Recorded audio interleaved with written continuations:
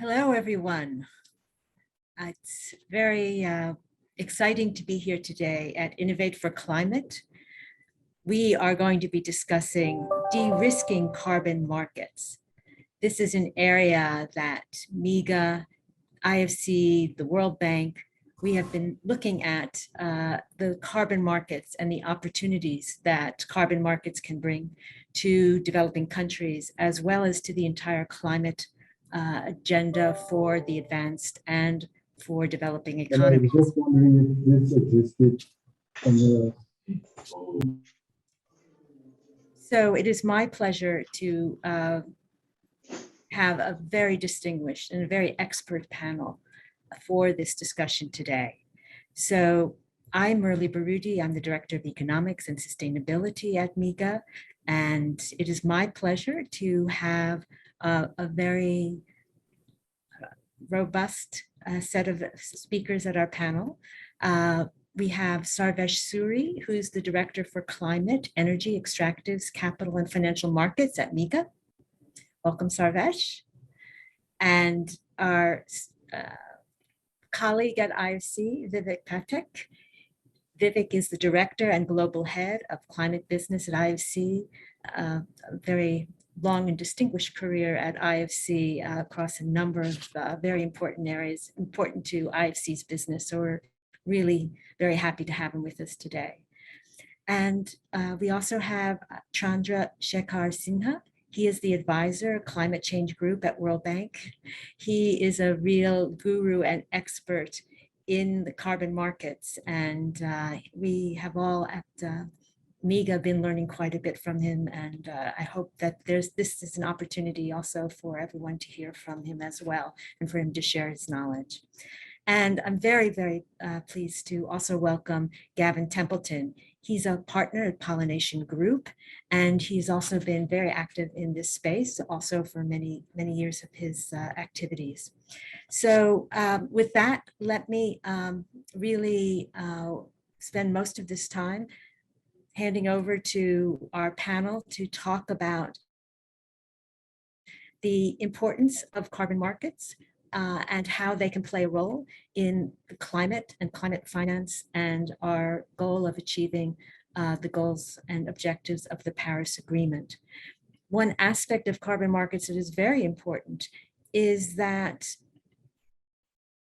there's an enormous opportunity for this market to grow, but there's also risks and concerns that investors have in how they approach the market.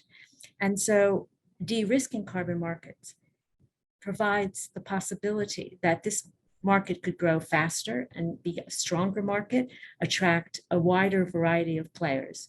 And so there's quite a bit to think about with respect to how carbon markets can be a real force for change in the climate space. Now, MEGA is the Multilateral Investment Guarantee Agency. We are part of the World Bank Group. Our sort of raison d'etre is to be a provider of political risk insurance and credit enhancement guarantees.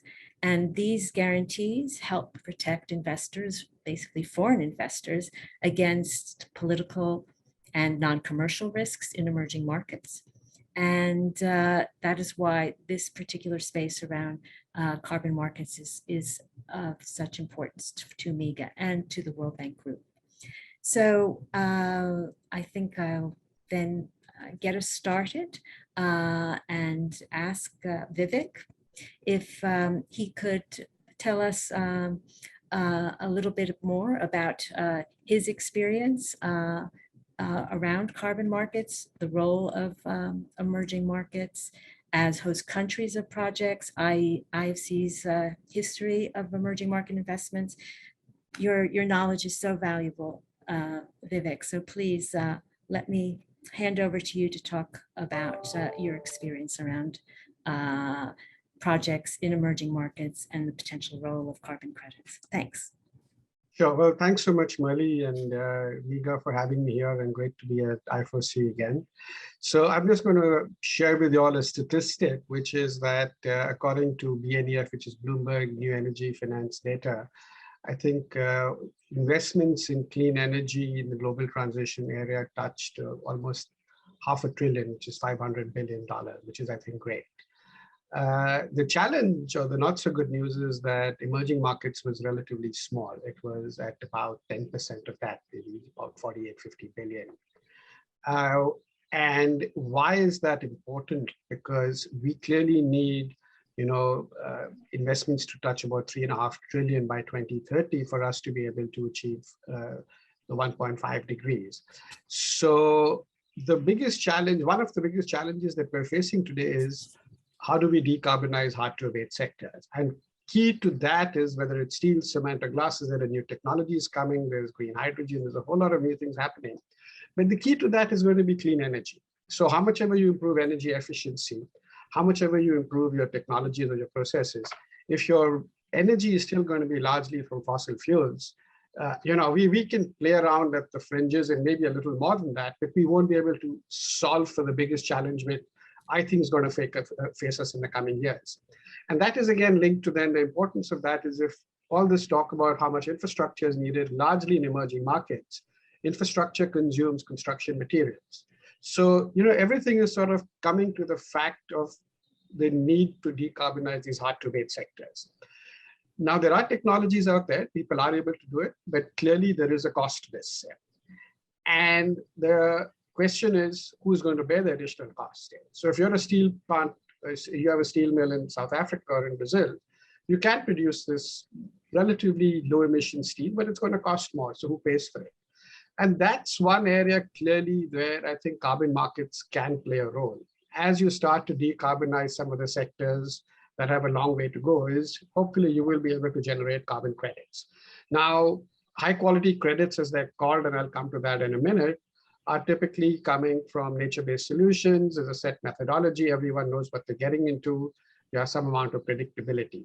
But as you expand, and I think, I forget the number, but even if the entire globe was covered with forest land, which would generate carbon credits, we would still be a long way from the 1.5 degrees, I think, and that would mean none of us would exist or we'd all be living in forests. And that's really where I think we have to now understand what are investors looking for if they want to get into some of these newer spaces, different countries, potentially newer processes, possibly newer technologies, is I think what every investor wants today is certainty. They want some comfort that what they're buying is either genuine or of a certain higher quality. And it will also mean a higher risk appetite there. So, just to say, everyone says, and we've talked to a number of players, is there's a demand for what they're calling high quality credits or high integrity credits. I've not been able to find a real definition of that, to be honest, today. So what does that mean? If I'm a buyer and I only want to buy high integrity credits, high quality credits, I'm willing to pay more for that. But what assurance do I have that how high is high? What is that? And that's where I think reputational risk comes in. And the one fear any investor has is reputational risk. Because financial risk I can quantify, I lose X amount of money. I'm not happy about it, but I know. But reputational risk is headlines of the FT. I don't think anybody wants that today. So I think what we really need is standardization of definitions, methodologies, and hopefully a regulatory entity. And what I'm really hoping for, and we're a long way from getting there, is like we have standardized definitions for accounting, that we ultimately have that in carbon markets here. So clearly Article 6 remains there, but I think when we look at emerging markets, given the 65 odd years that I4C has been there, is what global investors look for is certainty, transparency, and comfort that there is a level playing field, that the definitions are standardized, that what they're buying in a certain country and what they're paying for, they can know what they're paying for in another country, is that they're buying, they can compare apples to apples and not apples to oranges. So that's really from a 39,000 foot, what we've been hearing from investors is, this is the broad message that we're getting today. Thanks, Marie. Thanks. That's so valuable to hear your views on this, and hopefully we'll be able to come back and probe a little bit more on some of these issues. But perhaps I'll turn now to Chandra to talk about the World Bank, IBRD, and the broader MDB group and how the broader MDB group and the World Bank are approaching the market. Over to Thanks, you. thanks, Marley, and thanks, Vivek, for placing the challenge that we have for addressing climate change in the context and the reality that the solutions would need private capital, and public capital can catalyze, but eventually it is the private capital that will make the difference. And if you look at the carbon markets as a source of that potential private capital, as Vivek said, there needs to be clarity, certainty, transparency. And I would add that the certainty needs to be in the form of regulatory clarity. As Vivek was indicating, there continues to be uncertainty with regard to how different parts of the market would account for the carbon credits, the whole challenge of corresponding adjustment that I'll come back to. There is a need to better understand rules and procedures in host countries on approval and authorization of projects. Again, linked authorization being linked to corresponding adjustment. And there certainly needs to be a lot more work done on building the institutional capacity of our host country clients and governments, because this is a totally new market, needs to be regulated. In many cases, there's even uncertainty whether it's to be regulated as a commodity or a security or as a sovereign asset. These are all things that need a little more clarity, and certainly linked to that clarity, the institutional capacity to address it. And overall, the transparency part that Vivek talked about requires appropriate infrastructure for this new emerging markets. Now, let me get into each of those and the work that the World Bank and other multilateral banks are doing to address this. Those of you who followed the discussion know that the Paris Rulebook, as it was called, for Article 6 was agreed at Glasgow, which defined the high-level, rules governing the Article 6 market, and it also provided for ways in which the voluntary market could use authorized credits or corresponding adjustment credits, though it left it's still unclear as to whether all voluntary market credits require corresponding adjustment. And we can come back to that in Q&A if there's an answer, but if there's a question on that. But the key issue is that these high-level regulatory decisions that were incorporated in the Paris Rulebook do not address the detailed operationalization at the country level. And one of the things that the multilateral banks have been doing together, acting as the secretariat for what is called the Climate Market Club, where there is a monthly meeting in key issues to operationalize in host countries, and the multilaterals together with a broader set of resources prepare what are called approach papers for countries to then harmonize and come to a common agreement on, and then implement in the circumstances of their national regulatory framework. So the idea of discussing this for a couple of hours every month, identifying key issues and achieving clarity around that is one of the ways of moving forward on regulatory clarity, in addition to the continued discussion under the subsidiary bodies of the UNFCCC. Now, one of the key aspects, for instance, is the policy framework and the institutional arrangement in host countries to address this. If we shift to the challenge of building institutional capacity, then over the last decade, the World Bank has been running what is called the Partnership for Market Readiness, through which about 30 countries went through a process of design of carbon market instruments, carbon pricing instruments. And that is now followed by, for the next 5, 7, 10 years, another initiative called the Partnership for Market Implementation, where currently about 20 countries are moving forward in designing implementation of institutional capacity. in their own countries, along with building the necessary infrastructure, which, as I mentioned, I think is the third element of moving towards de-risking these markets. And the infrastructure for the carbon markets is linked to the provision for registries, or basically the ability to issue and track the apples and oranges, as Vivek referred to it, to be able to compare what is being traded, or be able to assess transparently how it is being tracked across borders through the infrastructure of the climate warehouse, which connects the registries, so that together the effort of the Climate Market Club to define approaches, the Partnership for Market Implementation to build capacity, and the Climate Warehouse Program to provide the necessary infrastructure, gives you the basic architecture or the ability to move forward with piloting, in which, again, the multilateral banks have seed resources from public financing to move forward with piloting these activities. And for the World Bank, it is the Climate Emission Reduction Facility, which just was launched and expects to be capitalized at about $3 billion in time for the Egypt COP. And the goal of the SURF would be to pilot activities in countries in the carbon market for nature-based solutions, for sustainable infrastructure, for solutions in fiscal and financial sectors, utilizing the concepts of carbon markets, and then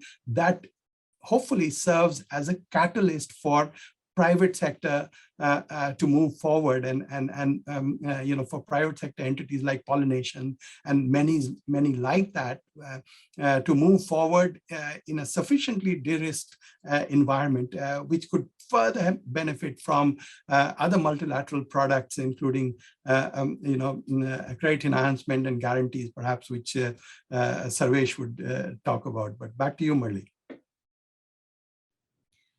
That's fascinating, Chandras. Thank you so much for sharing all of that with us.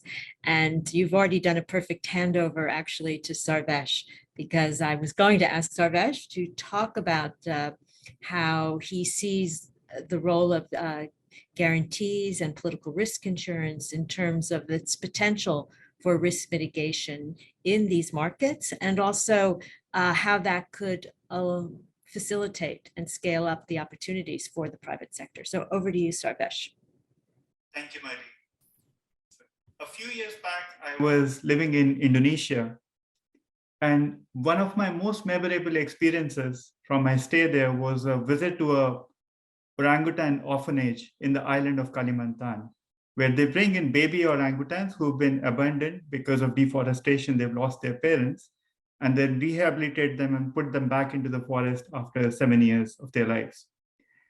During the same time, I also came across a company called Rimba Raya, which continues to be one of the world's largest REDD+ projects, which has protected 47,000 hectares of low-lying peat natural forest on the island from deforestation. They also protect the orangutans and proboscis monkey and other very critically endangered species on the island. The project has been generating carbon credits for the last 10 odd years, but just last week I saw a report, a news clip from Carbon Streaming, which is buying 100% of the credits from the projects, saying that due to the recent regulation by the government of Indonesia, the project is no longer issuing any new credits until the government policy in Indonesia is clarified. So the point I'm trying to make is the political risk in carbon projects is real and could have a significant impact in delivery of high quality carbon credits in this space. And why is this understanding important to us? This is important because for we as practitioners, as we want to support the scale up of carbon markets, as the price of carbon in the markets goes up, the investors will continue to face increasing political risk in delivering these projects.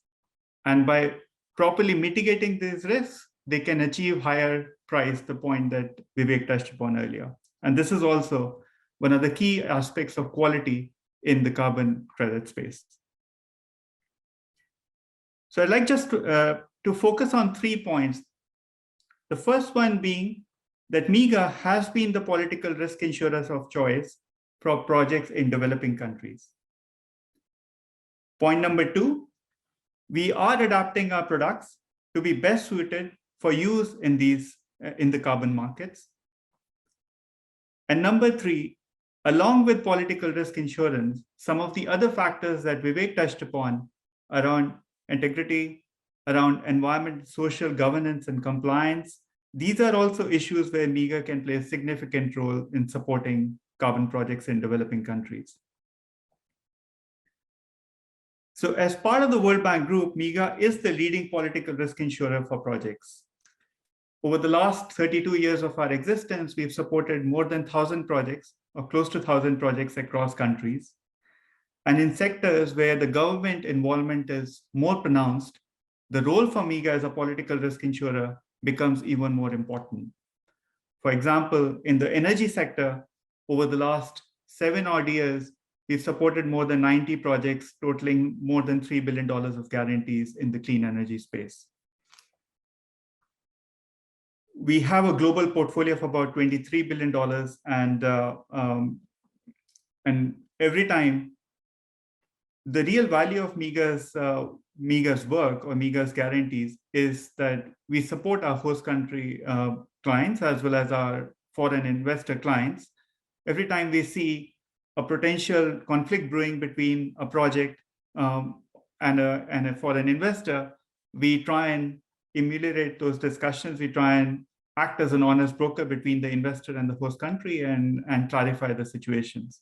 And we've had a tremendous track record in this space. Out of the 1,000 odd projects that we've supported, we've actually had to intervene in more than 100 projects between the investors that we've guaranteed and the host countries. But we've only had to pay 10 claims in the history of MIGA so far. We've been able to sort out all the other issues in the 90 plus other cases that I talked about.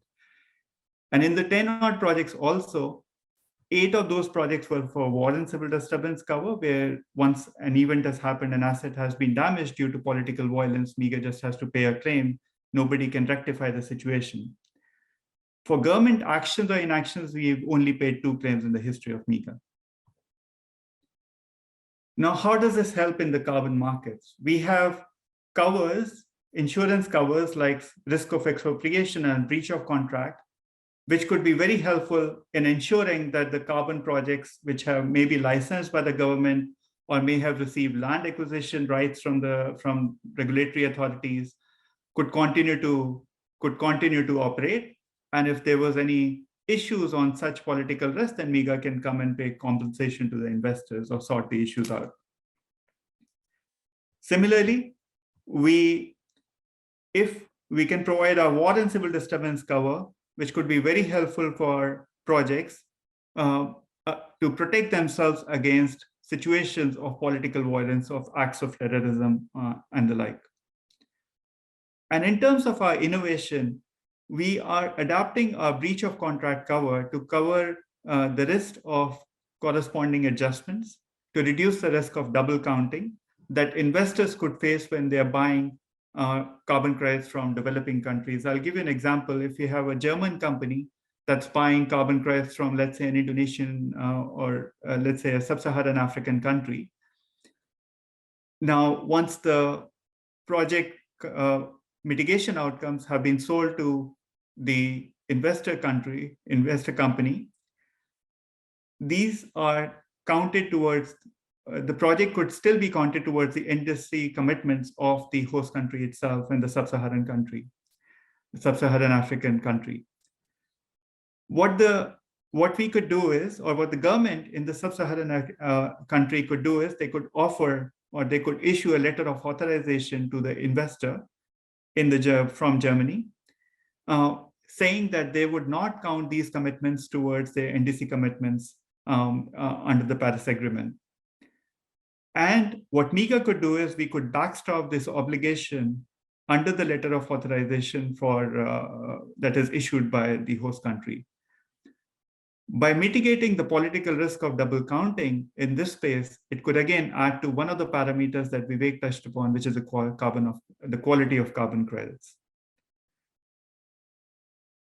Third, just as part of being the World Bank Group, we have a very significant experience and expertise in helping structure projects, in helping undertake projects with the best corporate governance, with the best integrity standards, with MEGA's performance standards and I4C's performance standards on environmental social governance. And by adding these elements and providing that risk mitigation to investors, we can also help enhance the quality of carbon credits that the market is purchasing.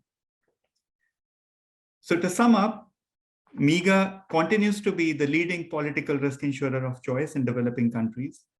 Number two, we are very keen to support, and we are adapting our products to be more suitable for the carbon markets and for carbon investors. And number three, along with political risk insurance, we can also provide a lot of other benefits, tangible and intangible benefits that lead to supporting a higher quality carbon credit. So with that, Murli, let me hand it over back to you. Thank you. Thanks very much, Sarvesh. And I think you've pointed out the very important role that MEGA can play in this market in the de-risking for investors. So thank you very much.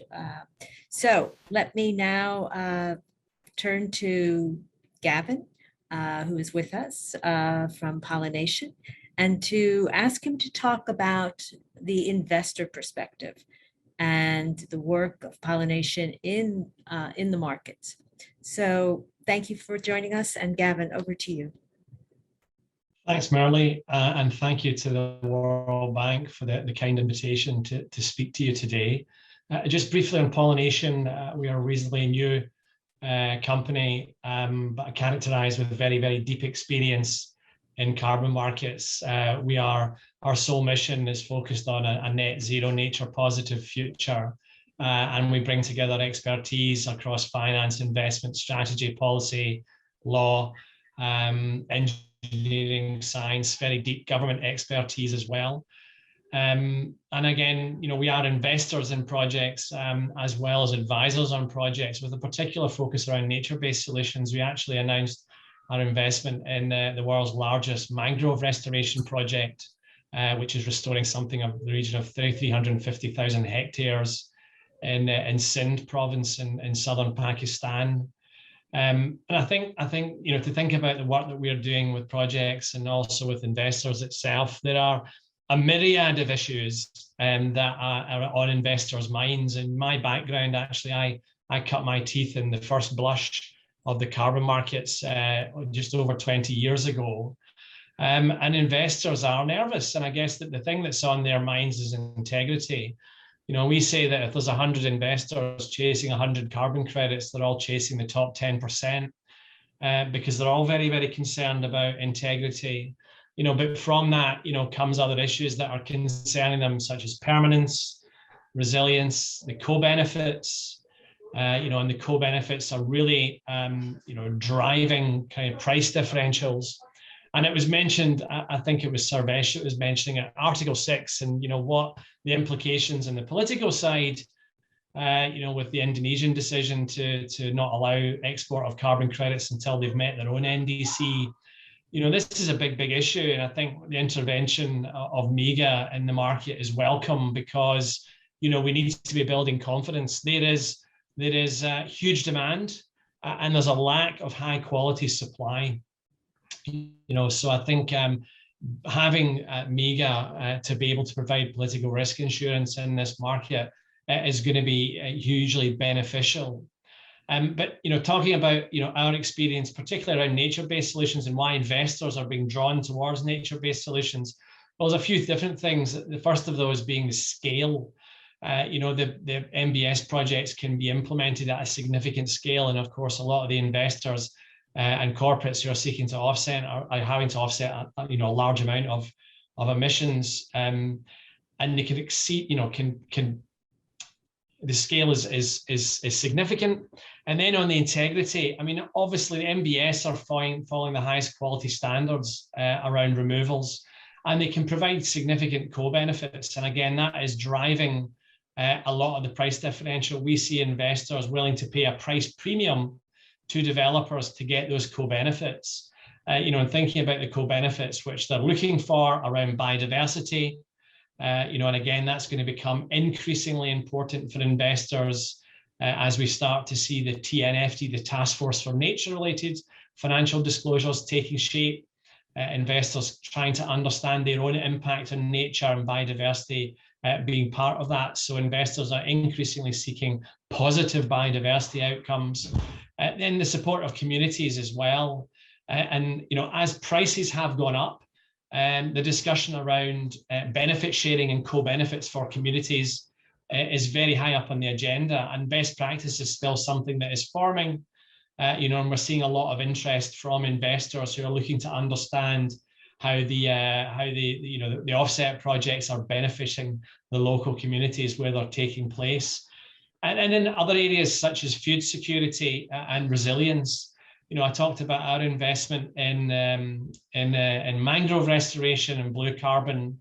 That provides a significant resilience benefit, and it's something that is not necessarily being monetized, but potentially can make these sorts of investments much more commercially attractive, going forward.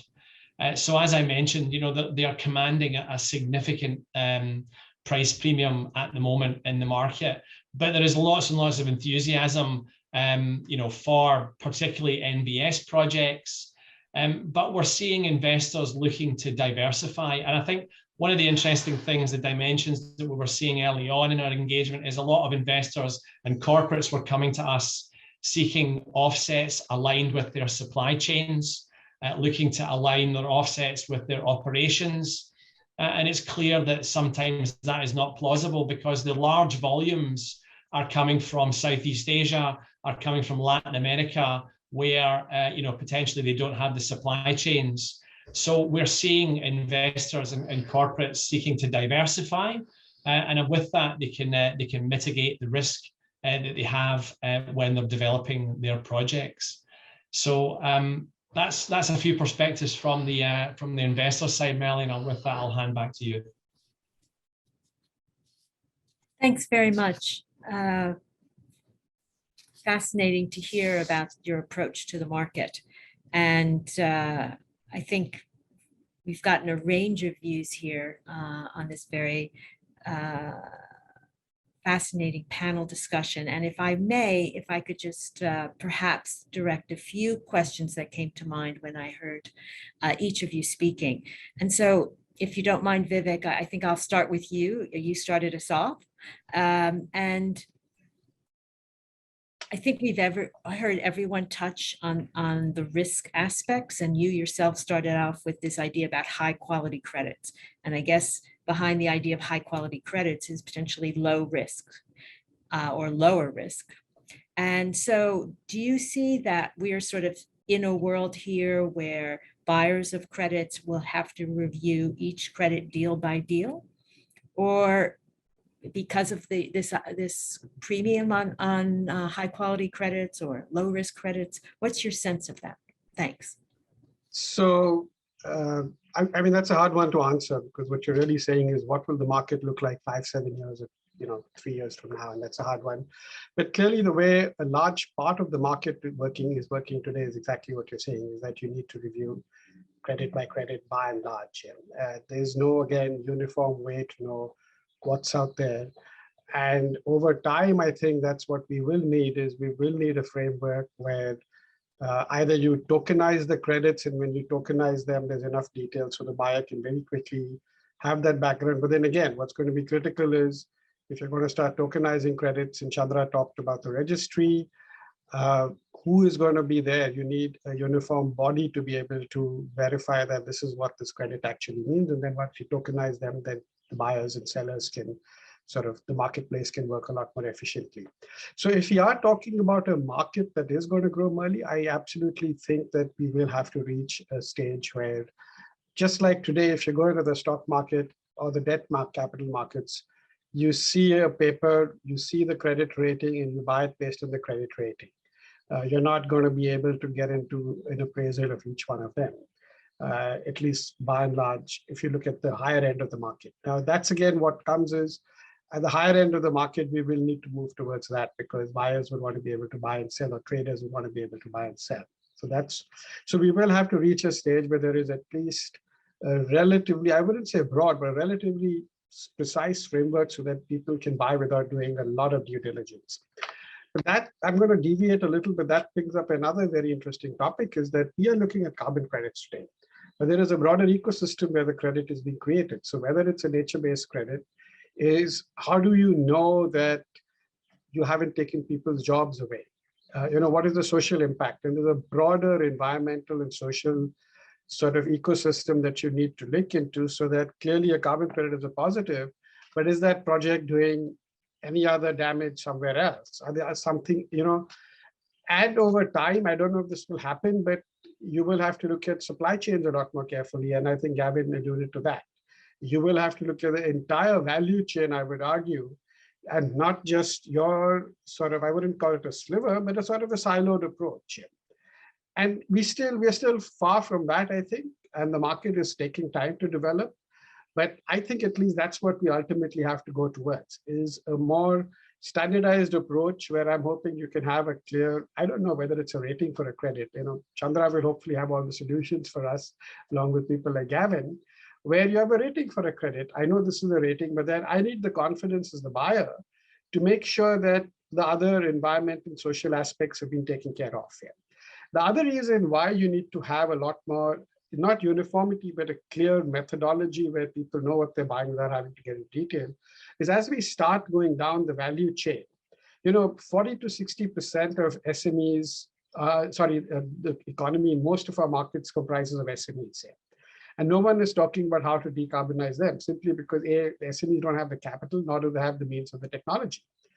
But if you can come up with something where you can classify a certain kind of SMEs and they need to do something and they'll generate credits, you're going to ultimately, and I'm talking about here sort of a blue sky thinking, is you're going to be able to draw them into the fold as well. So the whole area of aggregating credits, because what we're seeing in emerging markets, other than nature-based solutions, is these credits are relatively small, and therefore the cost of somebody having to verify them is pretty high. And that's where I'm hoping we can work with other MDBs and some of our private sector partners and get that moving in a more systematic manner. But ultimately, if the markets are going to go deep, which means you're going to have to decarbonize supply chains or value chains going down, we will need to have some sort of system where people can go into a marketplace and buy or sell without having to do due diligence in each one of them. And I think we've got the means today to do it with digitization. So that's going to take care of one of the challenges. But I think equally important is, and I think, is you need to have a global regulatory framework, which will include sort of exactly what does this credit mean, so that I don't have to get into too much detail before buying and selling. So I don't know if I've answered your question, but that's at least my sort of thinking on it. I think that's brilliant. I think there's a lot of insights there, and I think we need more blue sky thinkers like that to help us really catalyze that market.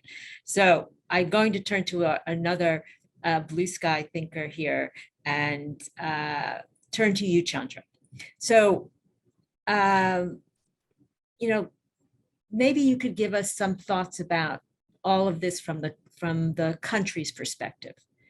How do you see the development of this market from the country's perspective? This is so important because we know a lot of these projects will be in the clients of the World Bank Group, the country clients of the World Bank Group. So it'd be great to hear from you some more about how they're seeing the development of this market and how their role can help catalyze that market. Thanks. Thanks, Murli. And we are talking about growing the market, right?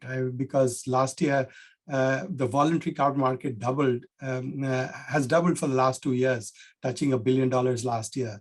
And we're looking at scaling this up to a level that it makes a material difference in the decarbonization of our economies. And as Vivek was pointing out, in the hard to abate sectors in particular.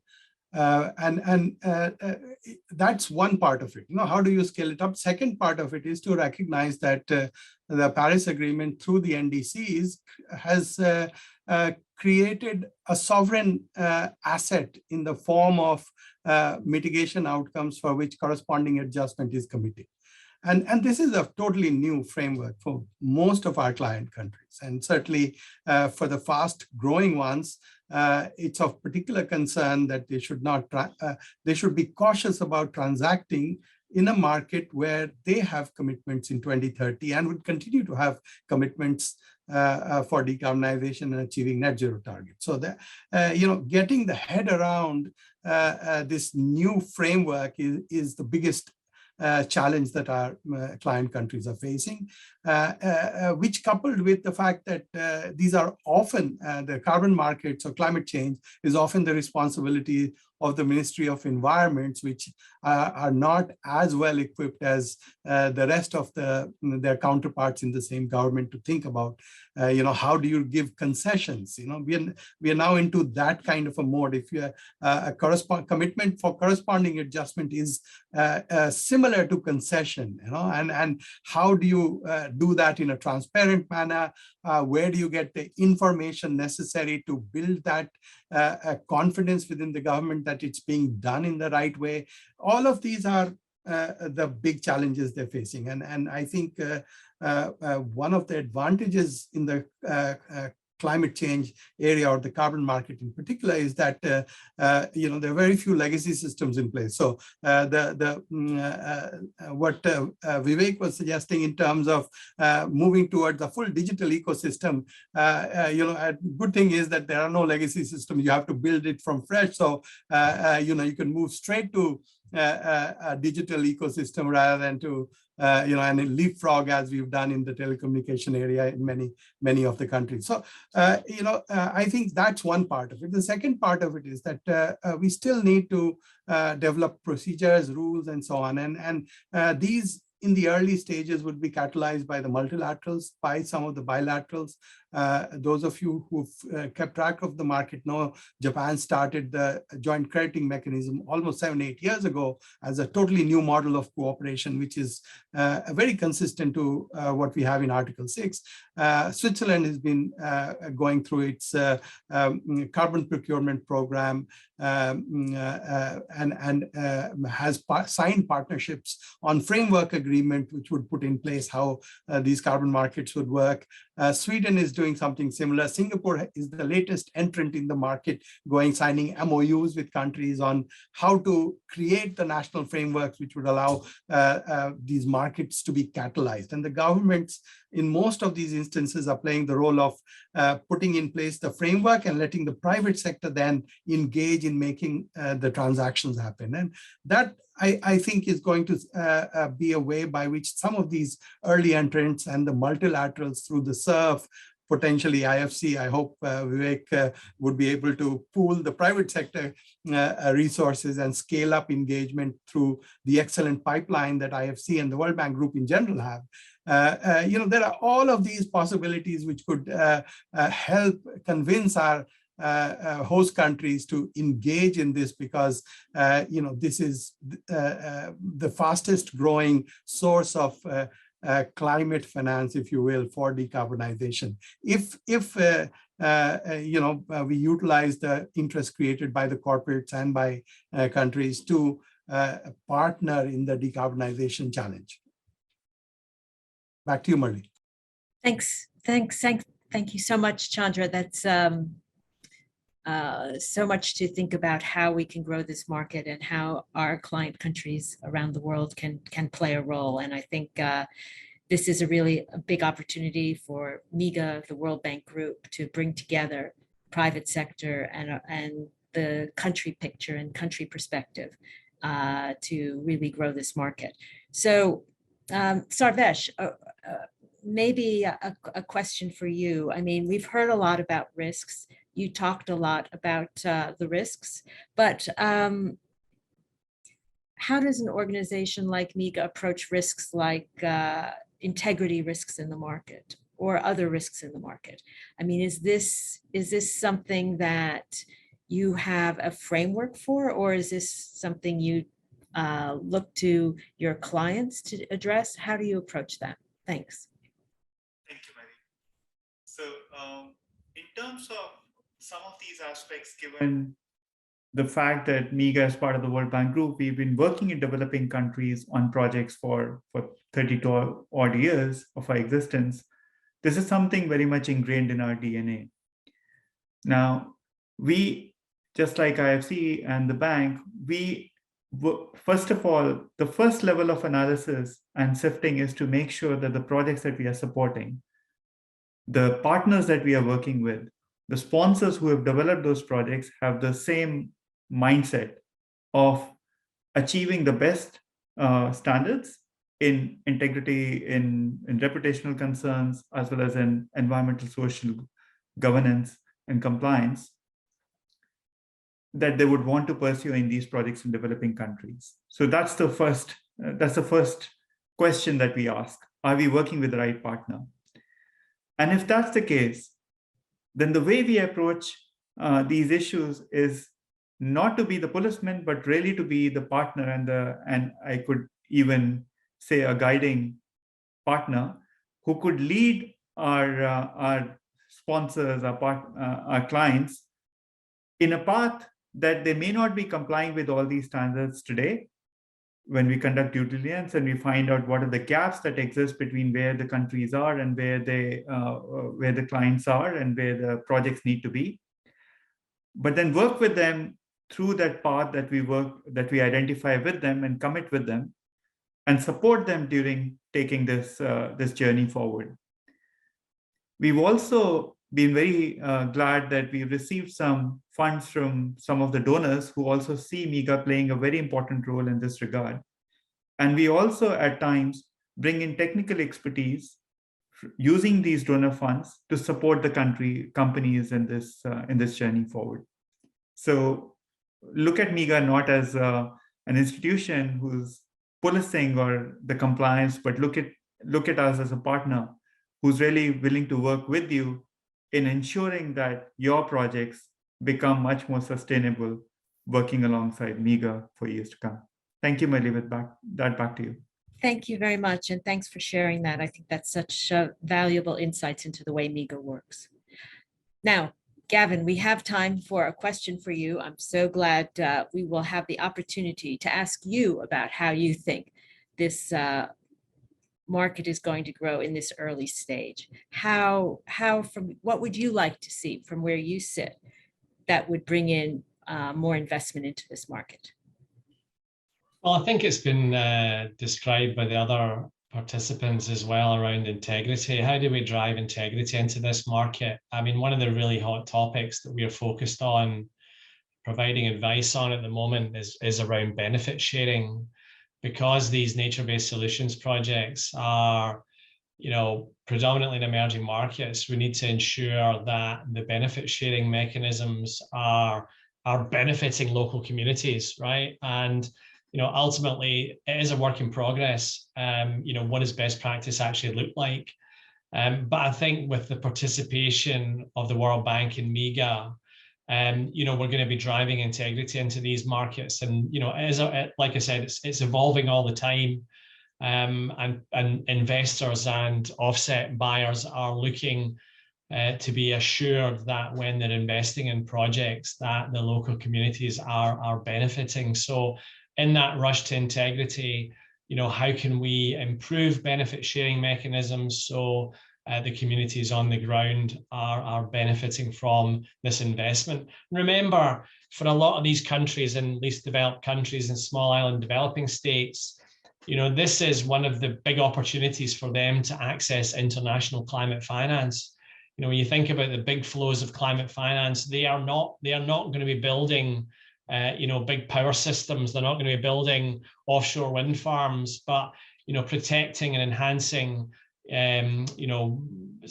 blue carbon systems, mangrove systems can allow the flow of climate finance to these countries, which otherwise would not flow. So we need to ensure integrity. We need to up the investment, potentially recognizing the other co-benefits that we're getting through feeding the communities and building resilience into those ecosystems. Okay, thanks very much. We do have a number of questions in the chat, but I think we've run out of time. So I think I think there have been some answers that have put into the chats, but perhaps everyone who might want to participate there can respond, and I think some have already done that. But it just then leaves me to thank Sarvesh, Vivek, Chandra, Gavin for sharing their thoughts on this growing and complicated market that has so much potential. And I think here today we've had the opportunity to hear how there are risks, but also how there are opportunities, and how each of us can play a role in trying to make this market work for the benefit of global good and moving forward on our climate finance objectives. So I will stop here and just thank everyone for the opportunity.